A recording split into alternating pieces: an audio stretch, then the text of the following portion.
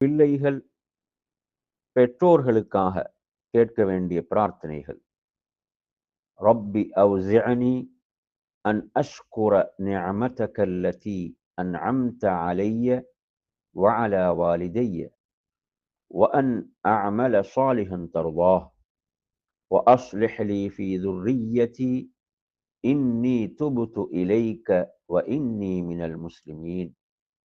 இறைவா, நீ என் மீதும் என் பெற்றோர் மீதும் புரிந்த அருளுக்காக, அருட்கொடைகளுக்காக நன்றி செலுத்தவும், உன்னுடைய திருப்தியை அடையக்கூடிய சாலிகான நல் அமல்களை செய்யவும் எனக்கு அருள் பாலிப்பாயாக.